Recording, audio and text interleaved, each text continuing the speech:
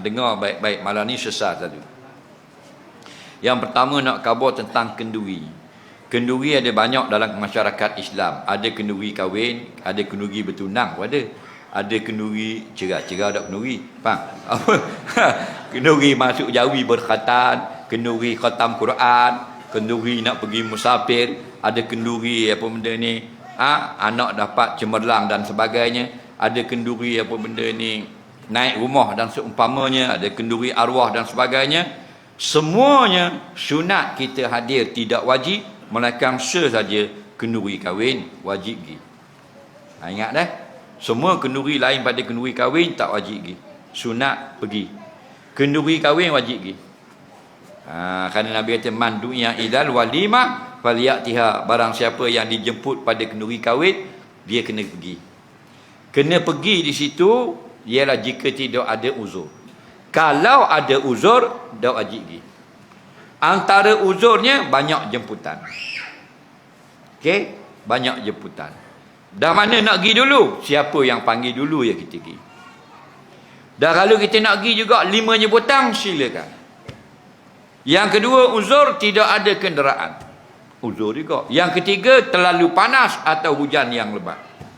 Yang keempat, cuaca sangat sejuk. Contoh di negeri yang sejuk, salji dan sebagainya.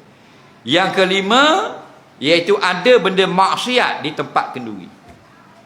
Contoh, dalam kitab Kifayatul Akhyar, Imam Taqiyuddin Husni Ad-Dimashqi dia kata antara maksiatnya ialah ada pinggan-pinggan perak dan emas dihidangkan. Benda tu tak boleh haram. Contoh, okey. Tapi kalau mana salam dapat duit, itu bukan benda maksiat. Kerana apa? Kerana hukum bila kita pergi di mana bukan kenduri saja, kita beri duit ke orang, hukumnya sunat, bukan wajib. Kerana Nabi sabda dalam perintah yang umum, tahadu tahabu, selalulah kamu beri hadiah ke orang, pasti akan datang rasa kasih sayang dari kalangan masyarakat. Faham lagi? Jadi sama ada dekat kenduri kahwin ke, di mana saja mun jumpa, ada duit beri ke orang.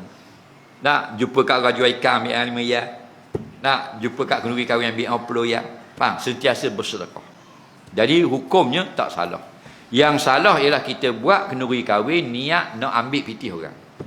Takut kata ulama tak dapat pahala. Kerana asal ni kita buat kenduri Nabi yang suruh, bukan orang suruh. Nabi kata aulim walabi syatin. Buatlah kenduri kahwin walaupun kambing yang kecil.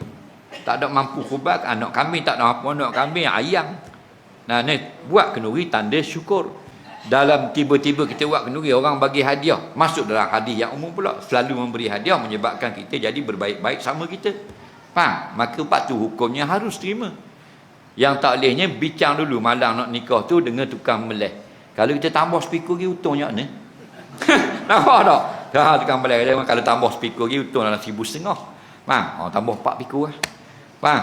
Nampak macam nak duit orang, takut-takut tak dapat pahala. Faham? Tapi ingatlah, bila kita buat kenduri kecukuran, orang beri hadiah boleh terima. Soalan seterusnya, dah kalau kita tahu dah orang terima duit, kita tak ada duit, boleh pergi tak? Boleh nak. Kerana bukan wajib.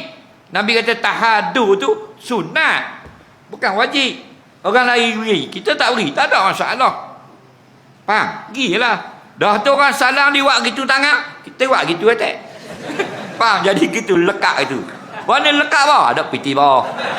Lama tak ada piti, bering ada dah. Faham? Dalam suka kita tembak.